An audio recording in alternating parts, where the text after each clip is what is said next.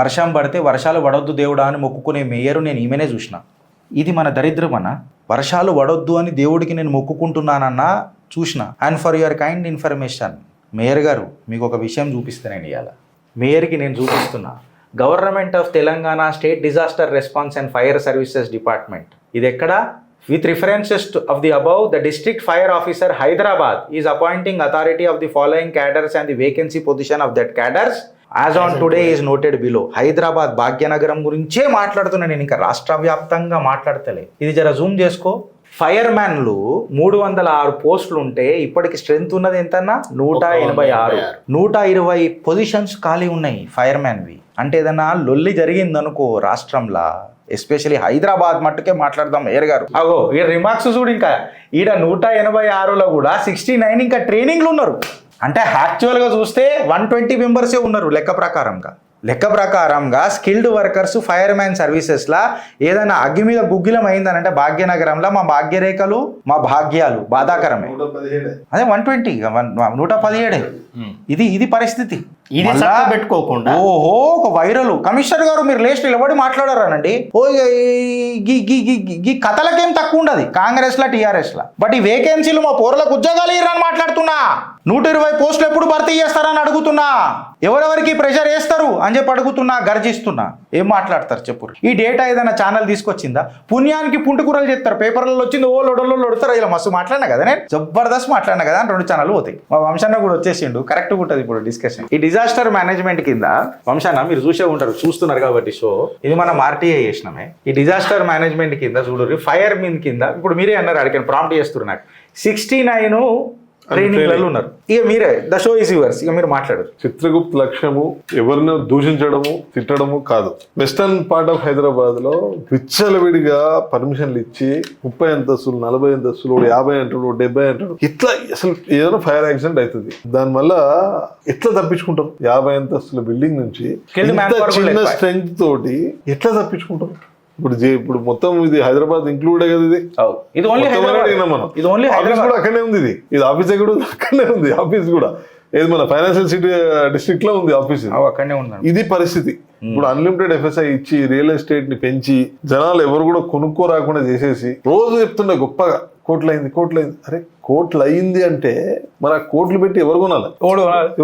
సామాన్య వ్యక్తి కొనాలంటే 30 ఏళ్ళు భార్యాభర్త పనిచేసి 5 నిమిషాల వర్షం పడితే సముద్రం అవుతుంది. ఈ ఆస్పెక్ట్ 30 సంవత్సరాలు వాళ్ళు కట్టి ఇంకా వాళ్ళ దగ్గర డిస్పోజబుల్ ఇన్కమ్ ఏముండదు. మిగిలిన పైసలు స్కూల్లో లాగేసుకుంటాడు. అది రెగ్యులర్. మిగిలిన పైసలు స్కూల్లో లాగేసుకుంటాడు. వీళ్ళు ఎఫ్ఎస్ఐ సీలింగ్ పెట్టకుండా వీళ్ళు లాగేసుకుంటారు, మిగిలిన పైసలు వాళ్ళు లాగేసుకుంటారు.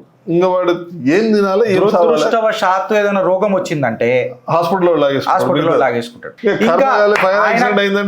కాదు ఇంకోటి మర్చిపోయారు మీరు. ఇంకొకటి ఆయన దరిద్రం దండయాత్ర చేస్తే మాకు కొన్ని జరిగినట్టు మీకు తెలుసు మా పర్సనల్ లైఫ్.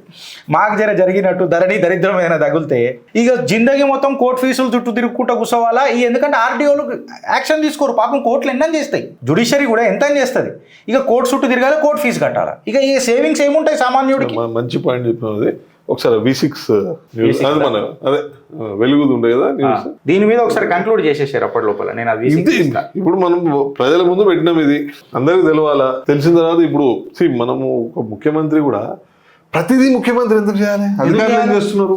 ఇంతమంది ఐఏఎస్ ఆఫీసర్లు వాళ్ళకి పెద్ద పెద్ద ఫార్చునర్లు ఇన్నోవాలు ఇచ్చి కూర్చోబెడుతున్నారు కదా. వాళ్ళు ఏం చేస్తున్నారు? పనికిరాని రిమైండర్లు ఇస్తారు కదా.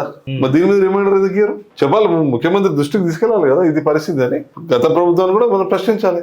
అన్లిమిటెడ్ ఎఫ్ఎస్ఐ తెచ్చి నువ్వు అడగోలు పర్మిషన్ ఇచ్చినావు కదా. ఇదే రేవంత్ రెడ్డి గారు మాట్లాడారు ఎఫ్ఎస్ఐ మీద. అప్పుడు ఆయన కరెక్ట్ మాట్లాడినప్పుడు. కానీ 7 నెలలైనా అంటే ఆయన కూడా మనం పూర్తి తప్పట్లేం. పరిస్థితి ఎక్కడ తీసుకొచ్చిందంటే ఏదైనా చెడగొట్టడం చాలా తేలిక, దాన్ని బాగు చేయడం అనేది చాలా కష్టం.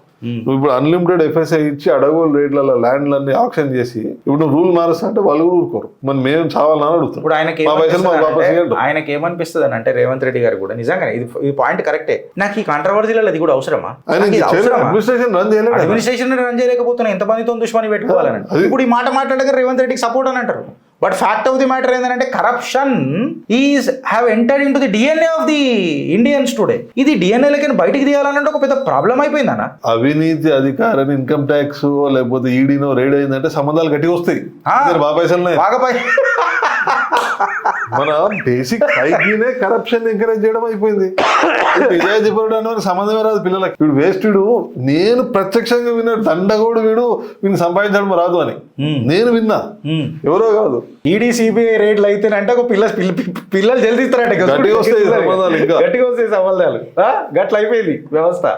సూపర్. మీకు ఇట్లా చెట్లు మీకు అనిపిస్తాయి చిత్రగుప్తులు తప్ప. ఇక్కడ ఒకటి మంచి పాయింట్ నేను చెప్పదలుచుకున్నాము. ఎన్నోసార్లు మేము ఒక విషయం చెప్పడం జరిగింది. Comprehensive grievance management system. ప్రజలకు ఒక సమస్య వస్తే ఆ సమస్యని విధి విధానాలతో పెట్టి దాన్ని పరిష్కరించడానికి ఇంతవరకు నాకు గుర్తున్నంత వరకు భారతదేశంలో ఏ ప్రభుత్వం కూడా ఉత్తరప్రదేశ్లో చేసినారు. చాలా అద్భుతంగా చేస్తున్నారు. మీరు కంప్లైంట్ చేయగానే అది కంప్లైంట్ రిజిస్టర్ అవుతుంది. వాడు సచ్చినింగ్ అధికారం అది కానీ చేయలేదండి. నాకు మిగతా రాష్ట్రాల గురించి నాకు తెలియదు, మీరు కామెంట్ రూపంలో తెలియజేయండి, ఉందేమో. నెక్స్ట్ చేసింది తెలంగాణని. రేవంత్ రెడ్డి గారి కూడా మా డిఎన్ఏ మాదే, సంఘ పరివార బ్యాక్గ్రౌండే, అందుకే ఇన్స్పైర్ అయ్యి ఆయన చేసినరా చాలా మంచి. ఇది దీనివల్ల ఎంత ప్రయోజనం ఉంటుందంటే మనం ఎప్పటి నుంచో అనుకుంటున్నాము. అది ఏం జరుగుతుందంటే ఎవరికైనా ఒక సమస్య వస్తే మీరు కలెక్టర్ దగ్గరికి పోయింది అనుకోండి, పెద్ద గుంపు కూర్చోమని కూడా అడరు. ఎందుకంటే వాళ్ళ పరిస్థితి ఎట్లుందంటే 50 మంది 100 మంది వచ్చేస్తారు. కలెక్టర్ కింద ఉండేది ఏంటి, 5 సూపరింటెండెంట్ ఉంటారు, ఒక అడ్మినిస్ట్రేటివ్ ఆఫీసర్ ఉంటాడు, ఒక 2 జాయింట్ కలెక్టర్ అడిషనల్ కలెక్టర్లు ఉంటారు. దాంట్లో ఇప్పుడు ఒకటే ఉంది పోస్ట్. వాళ్ళకు కూడా లిమిటేషన్స్ ఉన్నాయి, ఏం చేయలేరు వాళ్ళు కూడా. ఇంకొకటి పని చేయాలనే ఉత్సాహం ఉన్న కలెక్టర్లు కూడా ఉన్నారు. వాళ్ళు ఒక మేబీ ఒక 10 మంది ఉంటారు.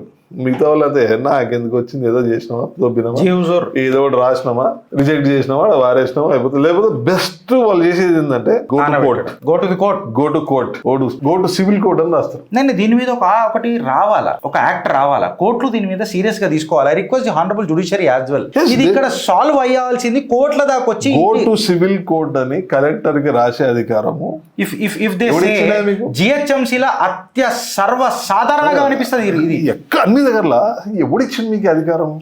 కోర్టు అంటే ఏడుకైనా పోతారు భయ్, నీకెందుకు? నువ్వు అడ్వైస్ ఇస్తావా కోర్టుకు? అని కోర్టుకు పోయేది ఉందనంటే మళ్ళీ నువ్వు పీకనుకున్నావా? నువ్వు చేసే పని నువ్వు చేస్తే మరి 50% అక్కడే అయిపోతాయి కదా. ప్రతి ఒక్క అధికారి ఇది గో టు కోర్ట్ అన్నోని రూమ్ లేచి కొట్టాలి. చట్టం పెట్టాలా? నువ్వే రా చెప్పడానికి. నువ్వు పబ్లిక్ సర్వెంట్ మూసుకొని పని చేయి. మళ్ళీ ఇప్పుడు పర్సెప్షన్ ఎట్లయిపోతుంది అంటే కోర్టుల ప్రాబ్లమ్ సాల్వ్ కావాలి. అలా ఎవడు ఎన్న యాక్సెప్ట్ చేస్తారు, ఎన్న చేస్తారు, వీళ్ళు కూడా యాక్సెప్ట్ చేసి కూడా తప్పంట. నేను ఐఎమ్ నాట్ క్రిటిసైజింగ్. నీకు ఇంకా వేరే ఏ అవకాశం లేనప్పుడు అంటేనే కోర్టుకు పోవాలి. కరెక్ట్. ప్రతి చిన్నదానికి పేరు కరెక్షన్ కోర్టుకు, ప్రతి చిన్నదానికి గో టు కోర్ట్. ఇప్పుడు నేను ఎంతో మంది చిల్లర ఇండి కూటమి గురించి ఏం మాట్లాడాలా, సింబాలు నవ్వుతున్నట్టుండే అగ్రెషన్ ఉన్నాయని కూడా కోర్టుకు పోయిర్రు. వెనకటికి పార్లమెంట్ విస్తా కట్టినప్పుడు ఇట్లాంటి చిల్లర కోర్ట్స్ అన్ని ఓవర్ బర్డన్ అయిపోయి విపరీతమైన కేసు బర్డన్ అయిపోయింది జ్యుడిషియరీ మీద కూడా. ఎన్నో చేస్తారు వాళ్ళు కూడా మనుషులే కదా. ఈ మెసేజ్ నేను మీ ద్వారా మన ద్వారా భారతీయ జనతా పార్టీలో ఉన్న కేంద్ర సర్కార్కి కూడా ఇస్తున్నా. సామాన్యుడికి సమస్యల సొల్యూషన్ దొరికిందా అంటే దొరకలే. We may be building Atal tunnels, we may be building beautiful bridges on seas, we may be spending space shuttles to moon. Shivshakti point దగ్గర మనం అడుగు పెట్టినవచ్చు. కాకపోతే ఇక్కడ సామాన్యుడి శక్తి పాయింట్ ఏదైనా సాల్వ్ అయిందా అంటే కాలే. ఈడ ప్రాబ్లం కాంగ్రెస్ కాడికే ఇప్పటిదాకా అదే వ్యవస్థ నడుచుకుంటేనే సామాన్యుడికి కోట్లు మెట్లు తిరిగి అంటే కోట్లకు పంపిస్తున్నా ఆ కోతల రాయుళ్ళు ఎవరు సిస్టంలా అనేది తెలవాలి ఫ్రెండ్. ప్రజల జీవితాల్లో గుణాత్మకమైన మార్పు వచ్చిన రోజే డెమోక్రసీ సఫలమైనట్టు. నేను ప్రజలది కూడా ఏమంటా అంటే to A point of time ఇంత డెప్త్ ఆఫ్ డిస్కషన్ మనం అనుభవించినాం కొన్ని 2-3 జాగాలు. ఇప్పుడు మీరు ఫారెస్ట్ లా, నేను ఎంతో మంది కేసులు డీల్ చేస్తున్నా కాబట్టి ఎన్నో సంవత్సరాలు డీల్ చేసుకుంటూ వస్తున్నా. ఇప్పుడు నేను బిలీవ్ చేయదు తెలుసా, ఒక కేసు కొన్ని సందర్భాల్లో అడిగిన నేను అధికారులని. ఒక రెవెన్యూ ఇన్స్పెక్టర్ చాలా కష్టపడి కింది నుంచి వచ్చి రెవెన్యూ ఇన్స్పెక్టర్ అయ్యాడు. ఇంకొక పేద పిల్లోడు తని చనిపోయిండు, 2 ఆడపిల్లలు కష్టపడి వాళ్ళని డ్రైవర్ గా పనిచేస్తారు. వాళ్ళు ల్యాండ్ అక్విజిషన్ లో వచ్చింది. వాడిని రోజు బెదిరించేది పోయి ఈ పిల్లాడు పోయి నేను అది చేస్తాను నీకు ఎట్లా వస్తాయి పైసలు చూస్తా అంటే వాడిని బెదిరిస్తే కొంచెం ఎక్కువ వస్తాయి పైసలు. రోజు అడిగినా తమ్ముడు తను పేదవాడే, నువ్వు పేద కుటుంబం నుంచి వచ్చి అరే రోజు బెదిరిస్తావు అని పోయి ఏమన్నా మంచుకున్నదా నీ పద్ధతి, నువ్వే ఆలోచన చేయాలన్నా అని కొంచెం కఠినంగా చెప్పారు. ఇక మనం సాఫ్ట్గా చెప్పాం కదా, చెప్పినాక సెట్ అయిపోయింది ఆ డబ్బులు. నాకు ఎంత బాధ అనిపించిందంటే ఒక పేద కుటుంబం నుంచి వచ్చిన వ్యక్తి ఇంకొక పేద కుటుంబం నుంచి వచ్చిన వ్యక్తిని నువ్వు రోజు హెరాస్మెంట్ చేస్తావా? మరి ఇప్పుడు కలెక్టర్లు కూడా చాలా మంది మధ్యతరగతి కుటుంబం నుంచి వచ్చిన ఆర్డీఓలు కావచ్చు, గ్రూప్ 1 ఆఫీసర్లు, గ్రూప్ 2 ఆఫీసర్స్ ఎంతమంది పేదలను పట్టించుకుంటున్నారు. ఇది ఎందుకు మీకు ఏం సమస్య వచ్చింది అంటే మీరు ఒక పోస్ట్ వచ్చి కూర్చోగానే గరీబీ హటావన్ అని అంటే గరీబోంకు హటావన్ అన్నట్టు అయిపోయింది అంతే కదా సర్కార్లన్నీ. నీకు తెలియదా కోర్టు అంటే నువ్వు 15 ఏళ్ళు పడుతుంది తెలియదా? వాళ్ళకున్నాయి పాపం, చెప్పందుకొని కొట్టేటోడు లేడని కదా. మరి మొదటిసారి ఒక ముఖ్యమంత్రి వాళ్ళకి చెప్పడం జరిగింది, నువ్వు ప్రజల పక్షాన పనిచేయి, నువ్వు పోతే కలెక్టర్ పోతే టపాకాయలు కాల్చిన కేసులు దజ్జుడు పోయి నిందించాలి, ఆ పరిస్థితి తెచ్చుకోవద్దు, ప్రజల మన్నన మీరు పొందాలి అని చెప్పారు. ప్రజల మన్నన పొందే కలెక్టర్ ఉన్నారు, లేరని నేను అనట్లే. ఎవరైతే కొందరు లేరో ఎక్స్ట్రీమ్ ఈగో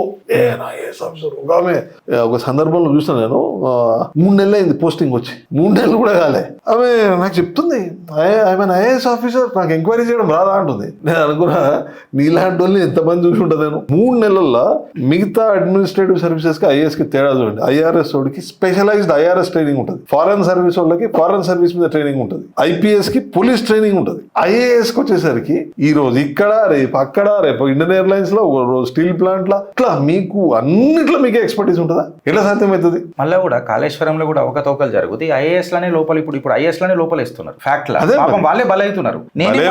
తెలుసు వాళ్ళకి తెలిసే. When you are becoming a rubber stamp, forgetting about your bureaucracy, I would rather say that why would the nation require bureaucracy? That is the fundamental problem. Now this is a fundamental. అమెరికాలో లేదు, Europe లో లేదు, ఎక్కడైతే. When IAS and the bureaucrats are becoming a rubber stamps, we do not require rubber stamps. No. It is ideal to keep a karyakarta in that place. They are becoming more than rubber stamps. They are becoming arrogant, egoistic rubber stamps. అంటే అన్ని మాకే తెలుసు, మేమే మేధావులు, మాకన్నా తెలుగులో ఎవ్వడు లేడు. I'm an IAS officer, so what boss, so what if you're an IAS officer? ఒక ఎగ్జామ్ పాస్ అయినావు అయితే నీకు ప్రపంచంలో నిక్షిప్తమైన మొత్తం జ్ఞానం నీ బుర్రలోకి వచ్చేస్తుందా? అంటే ఎవరికి ఏం తెలియదు, ఇక అన్ని నీకే తెలుసా? ఇక ఎవరైతే ఒదిగి ఉంటున్నారో, మిగతా వాళ్ళని కలుపుకొని పోయి తెలుసుకొని పోతున్నారో వాళ్ళు సక్సీడ్ అవుతున్నారు. మిగతా వాళ్ళ వల్ల మనకు లాభం కన్నా నష్టం ఎక్కువ జరుగుతుంది. కాళేశ్వరం ఇది లైవ్ ఎగ్జాంపుల్. దీని మీద ఏమైనా చెప్తారా? అమెరికా ల్యాండ్ రికార్డ్స్ గురించి అన్నావు కదా, ల్యాండ్ రికార్డ్ ఎప్పుడు పోదాం, ఎందుకు పోదంటే ఆడియో దగ్గర కొద్దిగా ఉంటది. AD office assistant director survey and land records, ఇంతవరకు ఏ assistant director survey and land records office కూడా డ్యామేజ్ కాలిపోలే. వాళ్ళ రికార్డ్స్ డిజిటైజేషన్ కూడా జరిగింది. 100% ల్యాండ్ రికార్డ్ దొరుకుతుంది. మేబీ స్మాల్ కేసెస్ లో మిస్ అయితే అవ్వచ్చు. స్టేట్ ఆర్కైవ్ ఉంటుంది, కూడా ఉంటుంది, దాంట్లో కొంచెం ఉంటుంది డేటా. సో ఎక్కడ కూడా ల్యాండ్ రికార్డ్ పోవడం అనేది ఎక్కడైనా పోతే జరుగుతుంది. రేరెస్ట్ ఆఫ్ రేర్ కేసు, అది సాధ్యం కాదు. ఇంకొకటి మన ధరణి, అసలు ఫండమెంటల్ ప్రాబ్లం తెలంగాణలో ఎవ్వరు ఆలోచన చేయింది ఏంటంటే ఫీల్డ్ మెజర్మెంట్ బుక్ లేదు. ఆంధ్రాలో 75 సంవత్సరాల స్వాతంత్రం వచ్చిన తర్వాత ఆంధ్రాలో బ్రిటిష్ టైం నుంచే ఉంది. ఒక ల్యాండ్, ఒక గుంట మీద ఆ గుంటని ఇమ్మీడియట్ గా దాని వెంటనే సబ్ డివైడ్ చేస్తారు. సబ్ డివైడ్ చేసినాకనే ఎంట్రీ అవుతుంది, అప్పటివరకు కాదు. తెలంగాణలో సమస్య ఏంటంటే ఒక్కొక్క దగ్గర 100 ఎకరాలు, 200 ఎకరాలు, ఒక దగ్గర 3600 ఎకరాలు సింగిల్ సర్వే నెంబర్ ఉంది. ఎవరి భూమి ఎక్కడ ఉంది తెలియదు. సబ్ డివైడ్ చేయాలా, పొడి చేయాలి, అది అసిస్టెంట్ డైరెక్టర్ పర్మిషన్ తో చేయాలి. దీనివల్ల ల్యాండ్ ఎట్లా సాల్వ్ చేస్తారంటే ఇప్పుడు ఇంత పెద్ద చరిత్ర, అది ఎంత పెద్ద సమస్య అయిపోయిందంటే ఏ ప్రభుత్వం కూడా దాన్ని పట్టించుకోవట్లేదు. ఎందుకంటే దీనిలో మనం ఏలు పెట్టినామంటే మనమే కాలిపోతామని దాంట్లో బొద్దులు రాస్తారు. వాళ్ళ దందాలు ఖరాబ్ అవుతాయి కదా, ఏం చేయలేరు. ఇంకా ఎవరో ఒకళ్ళు ఈ స్టెప్ తీసుకొని ఫీల్డ్ మెజర్మెంట్ బుక్ వ్యవస్థ తెస్తే తప్ప ఇంక భూ సమస్యలు పరిష్కారం కావు. నా గట్టు వీడంటారు, ఆ గట్టు ఇదంటారు, కోర్టు ఏం చేయాలి? కోర్టు వచ్చి ఇప్పుడు కోర్టుకు పోయినాక కూడా మళ్ళీ టెక్నికల్ తీసుకొని వస్తారు. ఈ యాక్ట్ ఈ డేట్ కి వచ్చింది, ఈ డేట్ కి వచ్చింది, మీ సమస్య ఆ డేట్ కి అయింది, ఈ డేట్ కి ఇది వచ్చింది, సో ఈ జడ్జిమెంట్ వర్తించదు. మళ్ళీ టెక్నికల్ గా తీసుకొస్తారు. పాపం కోర్టులు కూడా ఏం చేయాలి పరిస్థితి. సీరియస్ గా గవర్నమెంట్ కొంచెం ఇది తీసుకొచ్చి ఇది అయిపోయింది, ఇది ఫైనల్. ఇంతగానం కోర్టులు తీర్పిచ్చిన తర్వాత ఈ టెక్నికల్ గా ఎందుకు తీసుకురావడం అన్న? సీరియస్ గా కోర్టుల టైం వృధా చేసు తప్ప. అందుకే దీన్ని చాలా జాగ్రత్తగా దీన్ని చేస్తే తప్ప మన భూమి సునీల్ అన్నట్టు టైటిల్ సర్టిఫికేట్ ఇచ్చి టైటిల్ సర్టిఫికేట్ ఇప్పుడు ఎందుకు ఇవ్వలేకపోతున్నారు అంటే అసలు భూమి ఎక్కడుంది డిమార్కేషన్ లేదు. ఒక్కొక్క వ్యక్తిది సప్లిమెంటరీ సేద్వారాన్ని చేస్తారు, వాళ్ళది ఇండివిజువల్గా చేయడానికి సప్లిమెంటరీ సేద్వారాన్ని ఇష్యూ చేసి సర్వే నంబర్లో సపరేట్గా మ్యాప్ ఇష్యూ చేస్తారు. ఒక్కొక్క భూమి ఒక్కొక్క వ్యక్తిది చేసుకుంటారు, ఒక్కొక్క గ్రామంలో చేయాలంటే అసలు మానవ సాధ్యమేనా? కరెక్టే కాదు, సాధ్యమే కాదు. కానీ ఎక్కడో దగ్గర దీన్ని మొదలుపెట్టి ఒక్కొక్క గ్రామాన్ని సెట్ చేసుకుని రావాలి. పోనీ సెట్ చేద్దామంటే నువ్వు వీఆర్ఓ తీసేస్తేవి అసలు దిక్కు లేకుండా చేసేస్తావు ఊర్లో. అలా నలుగురు ఉన్నారు కదా ఇంకా వాళ్ళే నలుగురు చేయాలి. నలుగురు ఇప్పుడు పరిష్కారం చేయంటే ఇప్పుడు కలెక్టర్కి ఇచ్చిండ్రు, కలెక్టర్ ఎన్నం చేస్తారు అసలు సాధ్యమా? కలెక్టర్ ప్రతి ఫైల్ని వెరిఫై చేయడం సాధ్యమా? కింది లెవెల్ నుంచి వస్తుంది. మొన్న నేను వెళ్తే ఎవరు డేటా ఎంట్రీ చేసినా కూడా తహసీల్దార్ తెలియదు. అరే ఫైల్ ఏడుగుతారా బాబు అంటే వెతుకుతున్నారు ఫైల్ని. 10-20 మంది డేటా ఎంట్రీ చేశారట, అసలు ఒరిజినల్ ఫైలే లేదు. మళ్ళీ ఈ డేటా ఎంట్రీ చేసే వాళ్ళంతా పాపం ప్రైవేట్ కాంట్రాక్ట్ ఎంప్లాయీస్. వాళ్ళని 18 గంటల కంటే ఎక్కువ పని చేయించుకుంటారు. మళ్ళీ మనం డిస్కస్ చేసుకున్నాం ఒక దగ్గర, ఒక చిన్న వాట్సాప్ మెసేజ్తో వాళ్ళని టర్మినేట్ చేసేస్తారు. ఒక జిల్లా కలెక్టర్ పేరు చెప్తే బాగుండదు, ఒక వాట్సాప్ మెసేజ్ టర్మినేట్ అంటే 21 మందిని ఒక వాట్సాప్ మెసేజ్ తో టర్మినేట్ చేసుడు. ఇది వీళ్ళకు అధికారాలు. ఇంకా జోక్ ఏంటంటే అతను ఒక ఇంజనీర్, ఏ ఇంజనీరింగ్ అని చెప్తే ఐడెంటిటీ రివీల్ అవుతుంది కాబట్టి నాకేం భయం లేదు. ఏంటంటే ప్రతి మనిషి తప్పు చేస్తారు, తప్పు చేయని మనిషి ఎప్పుడు ఉండరు. కానీ ఐఏఎస్ ఆఫీసర్లు కూడా వాళ్ళ తప్పు తెలుసుకొని అరే మీరు మనుషులే, మీకు అన్ని ప్రపంచంలో జ్ఞానం అంతా మీకే ఉంటుందా? నాతో చాట్ చేసుకుంటా పెట్టిండి ఒకటి, do you think I don't have legal knowledge? I would like to ask, you are omnipresent, you do. Why will you have legal knowledge? You are an engineer by profession. You have passed an exam. You had training of 1.5 year. You worked as an IAS officer maybe 1.5-2 years. Why on earth will you have legal knowledge? You should. We don't expect you to have legal perhaps knowledge. If he may, perhaps unna gani, but you are not completely emanatory ga. You are not an authority. Encyclopedia kaadu kada. You are not an authority on. జడ్జులు కూడా supreme court citations చెప్తే పారా number అవన్నీ reference అడుగుతారు. ఎందుకంటే వాళ్ళకు గుర్తుంటాయి. And మళ్ళీ రోజు వాళ్ళ ప్రొఫెషన్ అది. ఒక జడ్జ్ అయిందంటే మామూలుగా అవుతుందా? ఎంత డీప్ స్టడీ చేస్తారు, పారాగ్రాఫ్ నంబర్ ఇవన్నీ అడుగుతారు. ఇవి ఇంత తీసుకొని ఇంత చేస్తారు. మాకు తెలుసుగా, నేను చెప్పిన తల్లికడుపులు ఉన్నప్పుడు సగం లారేసుకుంటారు, మాకు తెలుస్తుంది. ఇప్పుడు ప్రాబ్లం ఏంటంటే ఈ విషయం వచ్చింది అంటే ఇంకోటి చెప్తున్నాను. మా ఫ్రెండ్ని కూడా కలిసిన మొన్న, మా ఫ్రెండ్ని కలిస్తే అరే నీది క్లియర్ కట్ గెలుస్తావు కదరా కేసు, ఏమైందని అంటే అరే అదే టెక్నికల్ పాయింట్ తీసుకొచ్చిరానా, ఈ యాక్ట్ అంట ఇప్పుడు వచ్చిందట, నాదేమో అప్పుడు అయిందట, అందుకే అది నాకు ఇప్పుడు వర్తించదా, మళ్ళీ ట్రయల్ చేయాలంటే. పాపం కోర్టులు ఇన్ని తీర్పులు ఇచ్చి ఇంతగానం ట్రయల్ చేసి యాక్ట్లు తీసుకొచ్చినాక మళ్ళీ ఈ టెక్నికల్గా మళ్ళీ ఇది ఎంటర్టైన్ చేసి మళ్ళా 15 సంవత్సరాలు తీసి వాడు గడిపోడు. అంటే ఎంత ఈ వ్యవస్థ, గవర్నమెంట్ లో రూల్ కదా, తీసుకోవాలి కదా. ఈ సోకాల్డ్ కలెక్టర్ నాకు కూడా ఒకటి మెమో ఇచ్చిండు. సరే మెమో ఇస్తే మనకే దాన్ని ఎక్స్ప్లెనేషన్ ఇస్తా, దాని కింద రాసిన కోర్టు సివిల్ కోర్ట్ అని. సో ఆయన ఒకటే ప్రశ్న అడిగిన, ఎవడి మీద పోవాలా అన్న. అదే మూవీ ఎవడు క్లైమేట్ లేడు, నేను ఎవరి మీద పోవాలి కోర్టుకి. నాకు ఎంత వచ్చిందంటే పిల్లోడబ్బా 32-33 years ఉంటాయి. నాకు ఆయన ఐఏఎస్ పోయి ప్రిపేర్ అవుతున్నా కన్నా ముందు నుంచి నాకు రెవెన్యూ మీద అవగాహన ఉంది. మనమే వేరే వాళ్ళకి సలహాలు ఇచ్చేటోళ్ళము. నాకు కథలు చెప్తున్నాను. నాకు 2 గంటలు చాటింగ్ చేసిండు అతడు వాట్సాప్లో. నువ్వు 2 గంటలు కాదు 20 గంటలు చేసినా కూడా నువ్వు నన్ను ఏం చేయలేవు. చట్టం అనేది మాకు beauty of the Indian constitution. When you have your fundamental rights, మీ హక్కులు మీకు ఉన్నాయి. That is the beauty of this country. ఇది ప్రతిసారి నేను ఈ మాట చెప్తున్నాను చిత్రగుప్తుల. సనాతన ధర్మం ఆ కాడికొస్తే భారత రాజ్యాంగం. సర్వైవల్ ఆఫ్ ది ఫిట్టెస్ట్ కాదు, సర్వైవల్ ఆఫ్ ది వీకెస్ట్. అతి వీక్ ఎవరైతే ఉన్నారో వాళ్ళని సంరక్షించుకునే చట్టాలు మనయి, సంరక్షించుకునే ధర్మాలు మనయి. ఇది గుర్తు తెచ్చుకున్న రోజు ఆటోమేటిక్ అన్ని సెట్ అవుతాయి. ప్రజలు ఒక విషయం ఎప్పుడు తెలుసుకోవాలి, అధికారులకి సీమిత అధికారాలు ఉంటాయి కానీ ప్రజలకి అసీమిత అధికారాలు ఉంటాయి. ఎప్పుడు మర్చిపోవద్దు. అధికారులు మన మీద స్వారీ చేయడానికి రాలే, వాళ్ళు పబ్లిక్ సర్వెంట్స్. వాళ్ళు మనకు పని చేయడానికి మనం వాళ్ళకి జీతం ఇస్తున్నాం. వాడు వచ్చి మన మీద డామినేషన్ చేయడానికి కాదు. కలెక్టర్ చూడగానే భయపడిపోయి అవన్నీ right place right time are always entertained. Constitutional బద్దంగా ఉండాలి. పొలిటికల్ మోటివేటెడ్ ఉంటే ఆబ్వియస్ గా జైలపాలవుతారు. రాజ్యాంగ ద్వారా కూడా ప్రతిరోజు మనం అధికారులకు గుర్తు చేయాలి, మీరు పబ్లిక్ సర్వెంట్స్. మిమ్మల్ని మీ ఆ క్షేత్రానికి రాజులుగా ప్రకటించలేదు. వాళ్ళని వాళ్ళు అనుకుంటున్నారు నేను జిల్లా కలెక్టర్ పోగానే నన్ను ఈ క్షేత్రానికి నన్ను రాజుగా ప్రకటించింది అనుకుంటున్నారు. బ్రిటిష్ లెక్క. ఎస్, ఇది బ్రిటిష్ మన ఇంపీరియల్ అడ్మినిస్ట్రేటివ్ సర్వీస్ కాదు. ఇది ఇండియన్ అడ్మినిస్ట్రేటివ్ సర్వీస్. మీకు మొత్తం ప్రపంచంలో ఉన్నంత జ్ఞానం మీకు ఉండదు. కింది నుంచి వచ్చిన ఒక తహసీల్దార్కు ఉన్నంత తెలివి మీకు ఉండదు, రాదు కూడా. ఎందుకంటే మీరు ఆ లెవెల్లో పోయి మీరు చేయరు. ఒక ప్రమోటింగ్ తహసీల్దారు కింద ఆర్ఐ నుంచి వస్తాడు, సీనియర్ అసిస్టెంట్ చేస్తాడు, మన డిప్యూటీ తహసీల్దార్ చేస్తాడు. వాళ్ళు పొద్దున్న లేస్తే ప్రజల మధ్యలో డిజాస్టర్స్ అయినా ఎలక్షన్స్ అయినా తిరిగి నలిగి వాళ్ళకు అంటే ఇప్పుడు డిజాస్టర్ కూడా ఏదో కమిషనర్ ఉంటాడు కదా ఖచ్చితంగా డిజాస్టర్ మేనేజ్మెంట్ కి.